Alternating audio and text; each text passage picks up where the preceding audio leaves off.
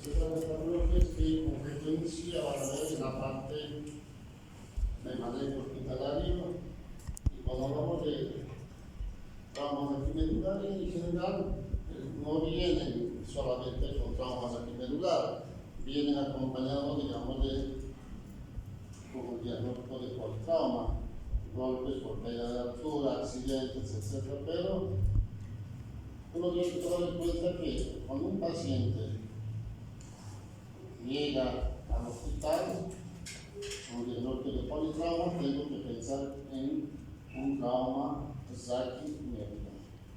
Entonces, cuando hablamos de traumas aquimedulares, debemos considerar estas cosas. En general, los pacientes pediátricos, ¿no es cierto?, tienen menos lesión vertebral o de columna con relación a los adultos. Estos en general van a tener ¿qué cosa?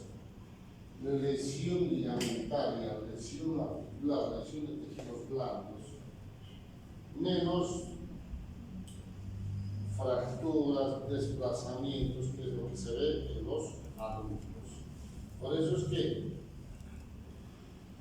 cuando vemos un paciente pediátrico por caída de altura, lo mismo se tiene que hacer los mismos pasos: inmovilizar, movimiento en bloque, estabilizarlo, estudiarlo, lo mismo, pero, ¿no es cierto?, sabemos que, ¿no es cierto?, la frecuencia de encontrar algo de fractura, desplazamiento, lesión, compresión, todo eso es menos frecuente. ¿Por qué? Porque los ligamentos son más flexibles en los pacientes pediátricos que en los adultos. Por eso es que uno tiene que considerar eso. Una gran ventaja para los chicos cuando caen de altura. Pero cuando hablamos de adultos, el problema es que tenemos que saber diferenciar el porcentaje de en qué pacientes se presenta. El mayor porcentaje de lesiones de traumas aquimedulares es por accidente de vía pública, accidentes de tránsito, accidentes de moto, accidentes de auto, accidentes de fin de semana, ¿no es cierto?, a consecuencia de haber consumido bebidas alcohólicas, drogas, etc. Otra de las causas del porcentaje es caída de altura. Pacientes, ¿no es cierto?, que llegan al hospital, que son trabajadores, ¿no es cierto?, que trabajan en construcción, los famosos albañiles, ¿no es cierto?, o si trabajan en la parte de las minas, caída, digamos, en la mina. Entonces vamos a ver con frecuencia este tipo de porcentajes en pacientes cuando tienen el diagnóstico de traumas aquimedulares. Existen porcentajes menos frecuentes, como por ejemplo accidentes deportivos de alta complejidad, deportes de contacto, que van a provocar lesiones en la columna. También actos violentos, trauma, golpes, asaltos, ¿no?, que directamente van a dar golpe fundamentalmente a nivel cervical, que van a provocar lesiones. Y por último, heridas o lesiones por arma de fuego, que es lo menos frecuente que lo que se ve. Pero de cualquier manera, tenemos que saber que el mayor porcentaje es por accidente. Las causas principales. ¿Cómo evaluamos a un paciente? Lo mismo que el politrauma. Inmovilización. Hacer todas las medidas en el lugar del accidente. Entonces, para prevenir las lesiones secundarias, ¿qué es lo que tenemos que hacer? Inmovilizar con las tablas rígidas, para cervical, que no se mueva, movilizarlo en bloque, ¿no es cierto? Ver que el paciente si está consciente, si está en estado etílico, si está un efecto de la droga, que tiene que ser el examen físico general, el famoso ATLS, que ya lo aprendimos en los pacientes politrauma, el examen neurológico que se hace para ver el tema la función motora y sensitiva en la columna. Tenemos que evaluar la parte de los músculos, la sensibilidad y los reflejos osteotendinosos en estos pacientes que tienen diagnóstico de traumas de medular. Entonces, cuando el paciente llega al hospital, el examen tiene que ser de esta manera. Todo el personal de salud que está en emergencia ayudar a movilizar un blog. ¿Para qué? Para examinar toda la parte de la columna. Y seguramente se preguntaron por qué está esto ahí. Esta es la circulación, investigación de la médula. Cuando nosotros hablamos de la circulación del cerebro, hablamos del famoso polígono de Willis, ¿no es cierto? Tenemos dos arterias vertebrales, dos arterias carótidas que van a dar irrigación y se juntan para compensar, digamos, y evitar que tenga daño el cerebro. Todo está comunicado, pero en la columna no existe esto.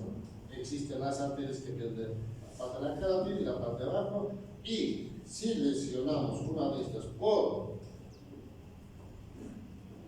el trauma medular, ya sea por fractura, aplastamiento, desplazamiento o hematomas, ¿no es cierto? Con seguridad, si no hacemos rápido el diagnóstico, el paciente va a quedar con un déficit definitivo, lesión definitiva, por, ¿no es cierto? No tomamos en cuenta este tipo de cosas. Entonces, cuando hablamos de traumas medular, uno tiene que aprender esto. Es lo mismo que cuando aprendemos TEC. En TEC, ¿qué es lo que aprendimos? ¿Qué escalas hablamos cuando hablamos de TEC? ¿Qué escalas? Dos escalas, ¿no es cierto? ¿Cuáles son?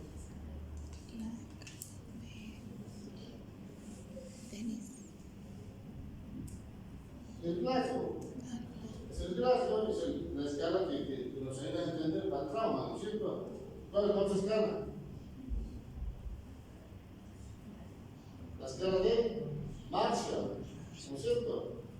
Y acá lo mismo. Estos son los niveles sensitivos, los famosos dermatomas. Entonces, cuando hablamos de traumas medular, tenemos que aprender qué es un dermatoma y qué es una metámera. Bien, ¿qué es una metámera? Una metámera es un segmento de la médula por donde nace una raíz periférica. ¿Y qué es un dermatoma? Un dermatoma es un segmento de la piel inervado por una raíz periférica. Entonces tiene que haber una relación en lo que es una metámera con relación al dermatoma. Pues yo tengo que saber cada raíz a dónde corresponde para entender lo que es el trauma raquimedular. Sabemos que la médula, cuando el paciente nace, la médula se localiza ¿dónde? Por debajo de L1, normalmente L5. En la medida que va desarrollando el recién nacido, y cuando se pone adulto, la médula termina de localizarse ¿dónde? A nivel de L1 o T12, normalmente el mayor porcentaje es L1. Entonces, cuando yo veo un paciente que tiene una lesión a nivel de, pongámosle, T8 o T9, ¿cierto? Yo sé que está lesionado ¿qué cosa? Se lesiona la médula, porque tengo la médula a ese nivel. Entonces, si el paciente tiene una lesión de la médula, ya sea por la vía anterior o vía posterior, el paciente tendrá sintomatología. Ahora, si la columna está desplazada, el paciente seguramente va a tener una sección medular a ese nivel. Entonces, el paciente tendrá por debajo de esa lesión una paraplegia. ¿No es cierto? Ahora, si la lesión está por debajo de L1, el paciente tendrá lesiones radiculares. ¿Por qué? Porque por debajo de L1 ya no hay médula, ya no existe la médula. Tenemos lo que se llama la cola de caballo, las raíces, ¿no es cierto? Las raíces lumbares y sacros. Entonces yo voy a tener lesiones radiculares. Pero si yo encuentro una lesión que esté más o menos entre L1 y T10, o T11 si quieren, el paciente va a tener compromiso medular y compromiso radicular, ¿no es cierto? Y radicular. Entonces, uno tiene que saber este tipo de cosas para entender y dar un diagnóstico y pronóstico al paciente cuando los familiares nos empiezan a preguntar. Entonces, yo sé que si tengo una lesión por encima del T10, con seguridad el paciente va a tener una lesión medular.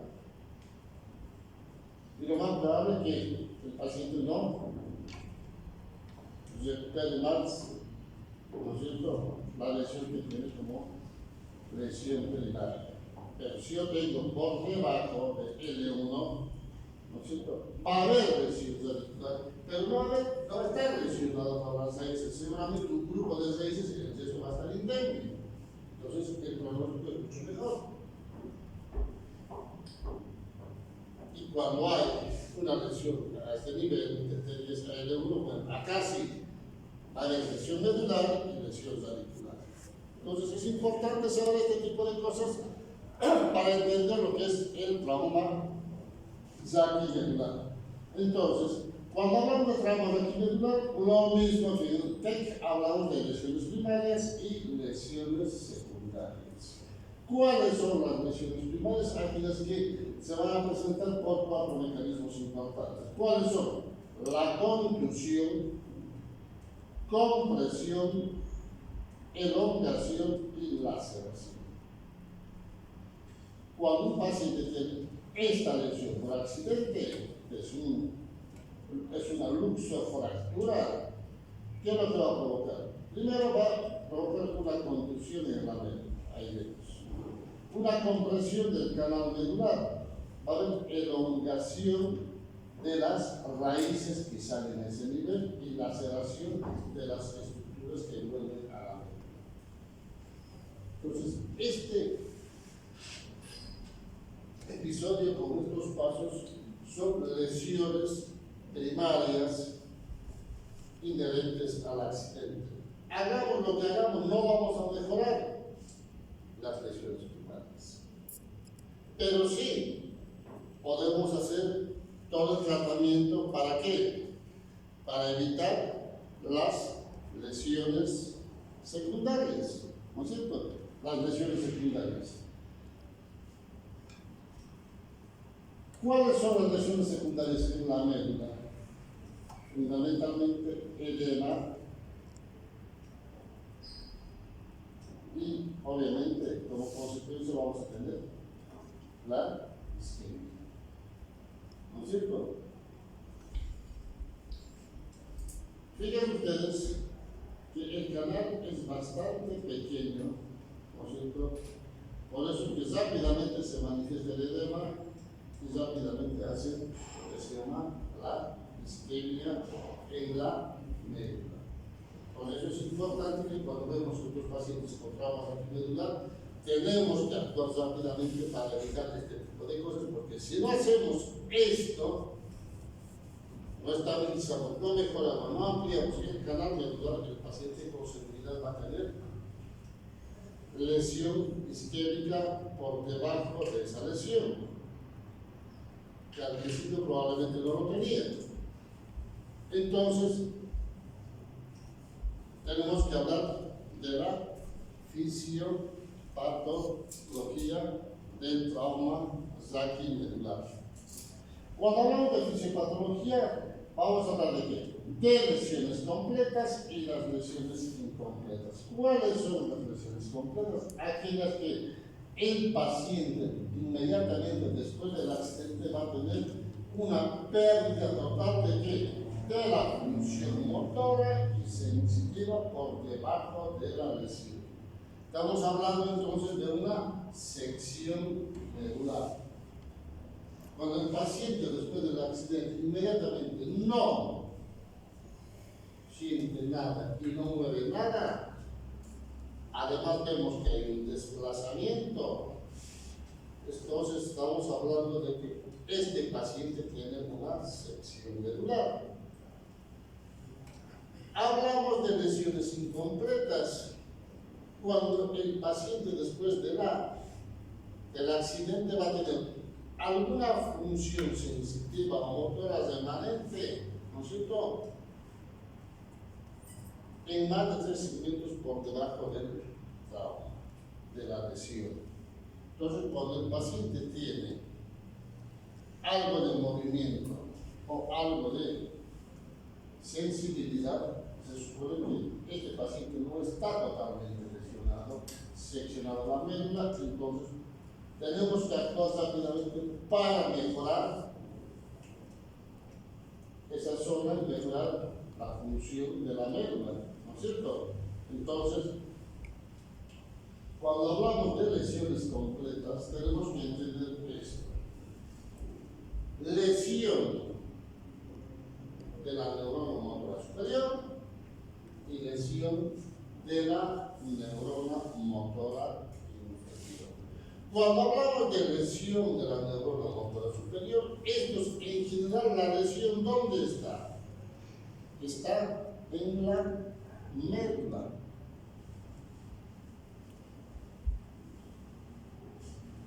La lesión está en la médula. ¿Qué es lo que nos va presentando como síntoma? Espasticidad. Contracción del músculo vesical. Hay una contracción, ¿no es cierto? Y alteraciones, obviamente, renales relacionadas al reflujo. Obviamente, estos pacientes que tienen lesión en la médula tienen mal programación. Estamos hablando de lesiones de la neurona motora superior. Pero, ¿qué pasa si el paciente tiene lesión de la neurona motora inferior? Estos en general son lesiones articulares, no son medulares. Entonces, en vez de tener espasticidad, va a tener flacidez. Entonces, el paciente, cuando tiene lesión de la neurona motora, muchas veces van a ver los pacientes cuando están de la emergencia, ¿no es cierto?, tienen totalmente el brazo, por ejemplo, si tiene a nivel cervical, no lo puede controlar. Mejora, lo estabiliza, el paciente puede bien y sigue estando así. ¿Por qué? Porque tiene lesión de la neurona motora inferior. Pero si estuviera en la médula, el paciente tuviera una espasticidad. ¿No es cierto? Bien. Entonces, en vez de tener contracción del músculo, va a tener dilatación del músculo de la vesical, va a tener infecciones de repetición. ¿Por qué? Porque tiene contenido de orina permanentemente, ¿no es cierto? Obviamente, estos pacientes que tienen lesión radicular tienen mejor pronóstico que la neurona motora superior. Estamos hablando de lesiones completas, ¿no es cierto? Tenemos que saber la clasificación. En general, el ASIA es una clasificación que se hace en el momento del trauma, pero esto también se hace posteriormente. Es más o menos similar, no hay mucha diferencia. La clasificación es del A al B.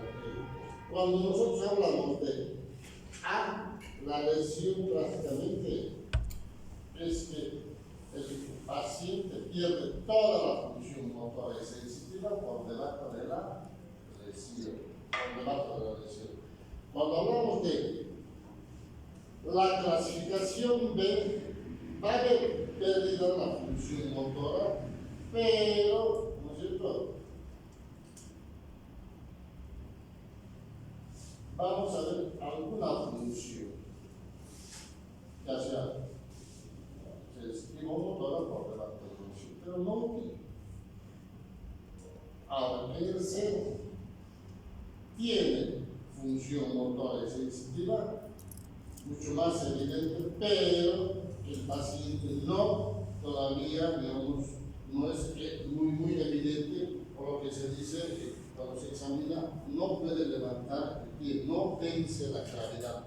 Puede mover, mueva los pies, los deditos, por ahí un poquito mueve, intente flexionar las rodillas, intenta doblar, tiene función. Pero si le decimos que levante el pie para ver si vence la gravedad, no lo hace.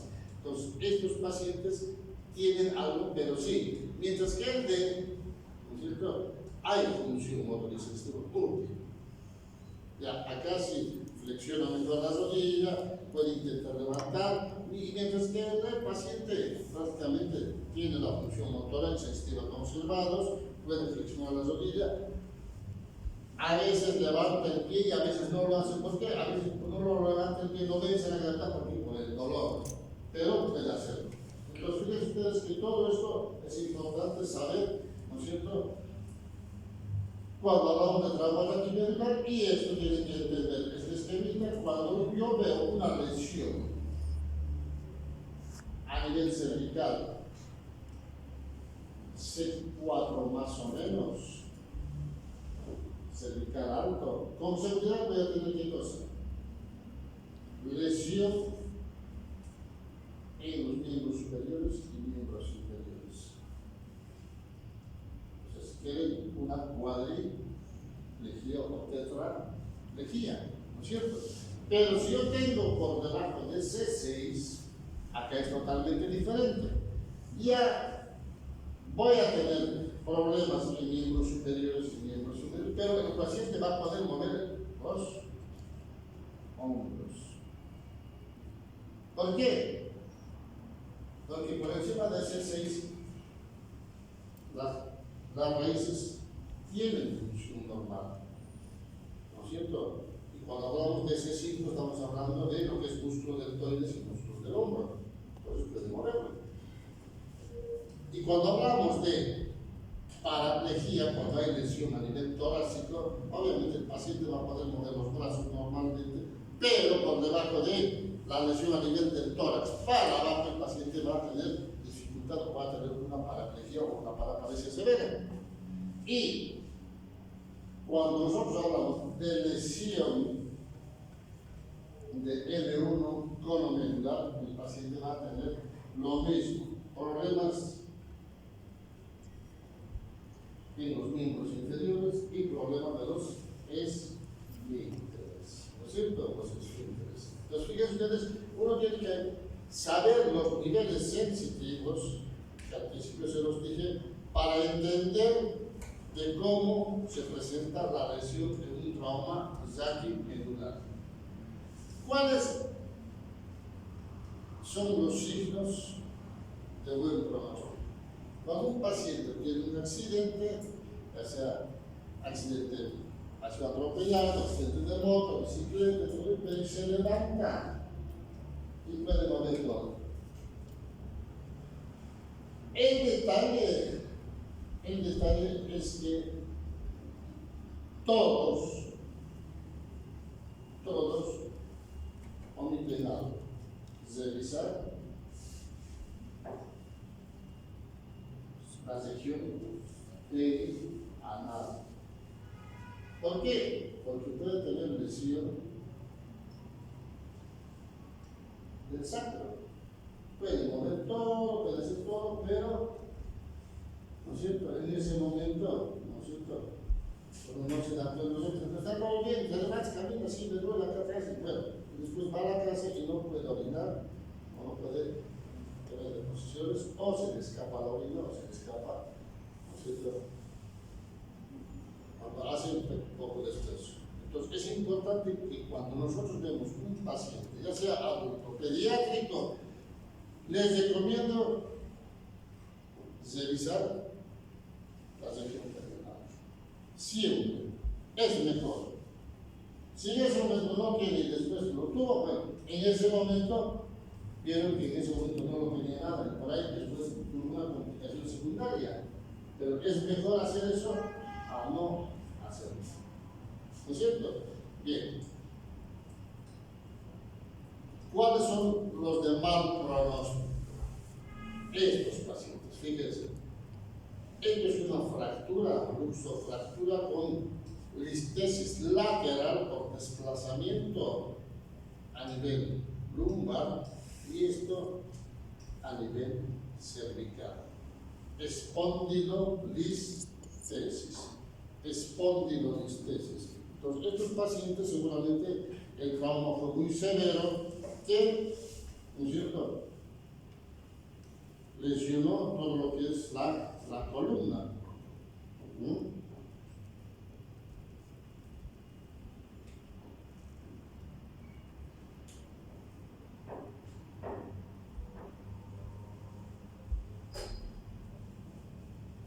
Entonces, obviamente, estos pacientes, inmediatamente después del accidente, vamos a ver en algunos pacientes, casi en la mayoría, presencia de Babinski, ausencia de la motricidad distal por debajo de la lesión, ausencia del reflejo bucocavernoso al reflejo del reflejo anal superficial. Todo eso vamos a tener por lesión de la médula, fíjense ustedes. Entonces, estos pacientes tienen mal pronóstico, porque seguramente al desplazar, ¿qué es lo que hicieron? Una sección medular. Acá probablemente no hubo sección medular, pero seguramente una lesión bastante importante de la médula.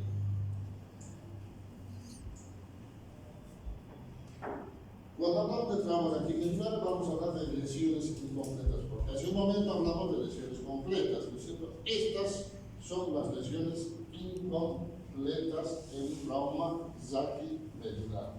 Cuando hablamos de lesiones incompletas, hablamos de qué?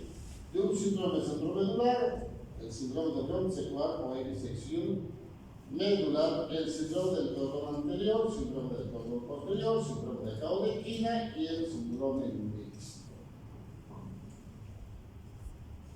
Cuando hablamos de síndrome centromedular, es que vamos a ver una lesión en la parte central de la médula. Y en general, estos pacientes, cuando tienen esto, ¿qué van a tener? Problemas en los miembros superiores. ¿Por qué? Porque la lesión que se manifiesta o se presenta es fundamentalmente a nivel cervical. Entonces, estas lesiones son incompletas porque una parte está lesionada pero el resto no. ¿No es cierto?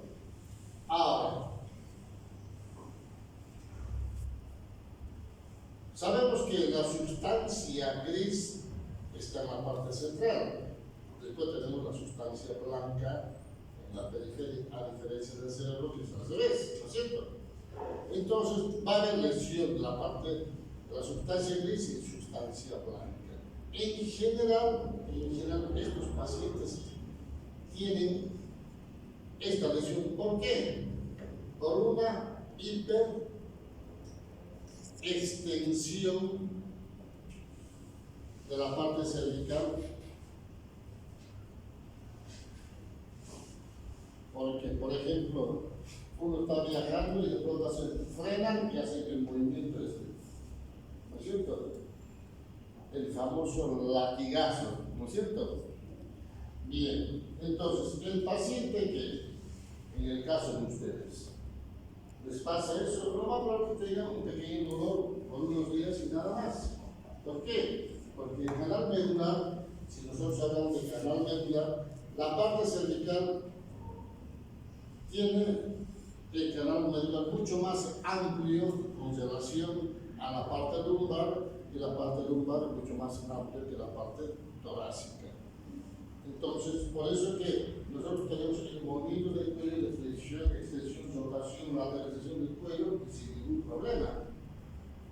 Entonces, esa es una de las ventajas, ¿no es cierto?, de la parte cervical. cuando tenemos este tipo de accidentes. Pero en los pacientes de la tercera edad, el canal medular se empieza a reducir. ¿Por qué? Por artrosis, hipertrofia de los ligamentos, discopatías degenerativas. Entonces, todo eso disminuye el canal medular y a veces la médula está casi pegadito, ¿no es cierto? Y no tiene espacio subaracno del dedo. Entonces, cuando pasa el movimiento de flexión y extensión con el famoso latigazo, lo que hacen es comprimir la médula y regresa. Entonces, en ese movimiento lesionan la parte central de la médula. Entonces, el paciente va a tener el síndrome centromedular. Estos pacientes en general tienen un buen pronóstico porque empiezan a mejorar en los pocos días con el tratamiento, ¿no es cierto? Obviamente tenemos que hacer un tratamiento para evitar el edema, ¿no es cierto? Estos pacientes van a poder controlar el tema del control vesical, pueden caminar, van a tener movimientos torpes y sensación de hinchazón en los miembros superiores, pero mejor. El detalle es que si la lesión es en la parte cervical alta, pongamos el C4, C3, estos pacientes muchas veces hacen edema, ¿no es cierto? Y el edema sube hacia dónde? Hacia el pulmón. Entonces, cuando pasa este tipo de cosas, el paciente se complica y a veces fallece. Pues va a depender mucho a qué nivel cervical se presenta la lesión centromedular. Entonces ya saben que estos pacientes se presentan por hiperextensión, ¿no es cierto? Frena y hace esto, adelante, atrás con fuerza y vuelve, ¿no es cierto? Es ahí donde presentan la lesión. Bien. Ahora, cuando hablamos de síndrome de Ron-Sequard, vamos a hablar de disección medular. En general, estos también se presentan por trauma, ya sea trauma directo, trauma por accidentes, digamos, automovilísticos. Va a haber qué cosa: una fractura, ya sea del pediclo o de la lámina de la vértebra, que va a lesionar parte de la médula.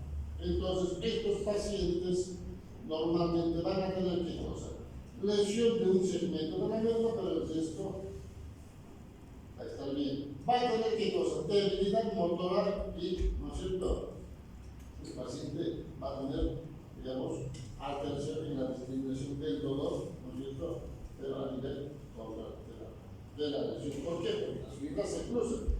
El pronóstico en general es bueno porque sabemos y vamos a ver que hay un fragmento que está comprimiendo o está lesionando la médula, pero tenemos que hacer rápidamente una intervención quirúrgica, liberar la zona, reparar la lesión y evitar las lesiones secundarias más adelante. Tienen un buen pronóstico. En general, lesión, ¿por qué? Por fractura. O a veces, agresiones, ¿no es cierto?, punzocortantes, ya sea en las partes cervical o dorsal, que lesionan la médula. Agresiones por accidentes por asaltos. El síndrome del cordón anterior, esto, vamos a ver que hay una lesión en la parte anterior de la médula. Y esto es porque por hiperflexión, no es superextensión, hiperflexión, y a veces hay fragmentos óseos o hernias de disco que se meten al canal medular, ¿no es cierto? ¿Y qué es lo que van a provocar? Compresión de qué? De la arteria medular anterior. Si eso no solucionamos, por debajo de esto vamos a tener lesión permanente.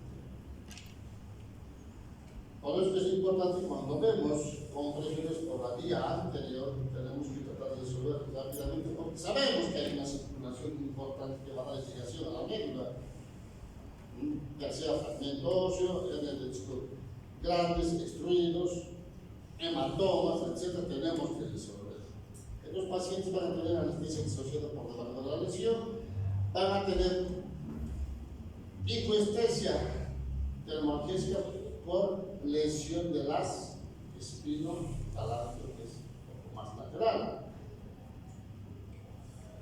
Van a tener discriminación de los puntos, sí, porque la parte de la sensibilidad está conservada, ¿no es cierto? Va a haber conservación de la sensibilidad profunda, sí. Todo esto, ¿por qué? Porque el cordón posterior no está lesionado. Está lesionado la parte anterior. Dice, mal pronóstico solo hasta un 20%, ¿no es cierto? Recupera la función total por esta lesión. Estos pacientes que tienen lesiones del cordón anterior siempre van a quedar con algún déficit. Siempre. Muy pocas veces uno ve que mejora, digamos, al 100%. Ahora tenemos lesión del cordón posterior. Esto en general va a ser cuando hay lesión de estructuras posteriores que van a comprimir la parte posterior de la médula, que es la parte donde pasa o se cose la parte sensitiva, ¿no es cierto? Entonces los pacientes van a tener que pérdida del sentido de vibratorio y la propiocepción no van a poder reconocer. Ahora las funciones de los motores y sensitivas que están laterales van a estar normales, ¿no es cierto? Ahora, cuando hay lesión a nivel cervical, ¿no es cierto?, en la parte posterior cervico-dorsal, el paciente en general van a ver en la consulta, en la emergencia, van a decir, me quema el cuello, me quema la espalda. Entonces los dicen, no, pero no tiene nada. Pero me quema. Sensación de quemazón. Tal vez por lesión de la parte posterior de la médula. Obviamente uno tiene que hacer todos los estudios dentro de esto, tenemos que hacer la resonancia para ver si hay alguna lesión, porque en tomografía no vamos a ver. Pero saben que el mejor estudio para ver la médula es la resonancia, no la tomografía. La tomografía no sirve para ver qué cosa, la parte ósea, fundamentalmente. Después todo el resto de los tejidos blandos nos sirve la resonancia para definir y encontrar la lesión. Existen las lesiones mixtas, las que están lesionadas en la parte anterior, la parte posterior, a veces lateral, ¿no es cierto? Estos pacientes, en general, uno quiere encuadrarlos en alguno de los anteriores y no encajan, porque tienen todos salpicados y son las llamadas lesiones mixtas. Y tenemos esto, el síndrome de Cowen-Quina. Cuando hablamos del síndrome de Cowen-Quina, ¿no es cierto?, estamos hablando de lesiones de lo que son el cono medular, mejor dicho, las raíces de cola de caballo, porque existen otras lesiones que son lesiones del síndrome de Cowen-Quina. De cualquier manera, esto que llamamos síndrome de Cowen-Quina es una cirugía de emergencia. ¿Por qué? Porque el paciente, ¿qué es lo que va a tener? Adeflesia en miembros inferiores, va a haber alteración de la vejiga de los intestinos, alteración de la sensibilidad perianal. Esto que cuando nosotros hacemos el examen buscamos lo que se llama la anestesia en silla de montar, ¿no es cierto? La anestesia en silla de montar. Tenemos que revisar mucho más profundo y buscar qué cosa, el cerviculo cavernoso, el anal, que en general están ausentes, no tienen. Entonces, por eso es que es importante hacer la cirugía rápidamente, revisar el general, ¿para qué? Para mejorar todo eso que estamos hablando.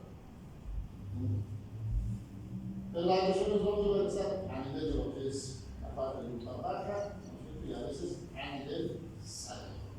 Cuando hablamos de síndrome de Cowen-Quina, uno tiene que ubicar el sacro y la lumbar baja, y cuando hablamos del síndrome de cono medular, a nivel de L1, L2, ¿no es cierto? Porque es ahí donde tenemos al mono medular. De cualquier manera, ambos en general tienen la misma sintomatología. No hay mucha diferencia. Obviamente, estos pacientes que tienen el síndrome de Caurequina tienen un pronóstico alentador. ¿Por qué? Porque está mencionado o selecciona las raíces, no la médula. Por eso tienen un mejor pronóstico. Entonces, como verán, fíjense ustedes, todo eso que estamos hablando, ¿no es cierto?, es con relación a lo que llamamos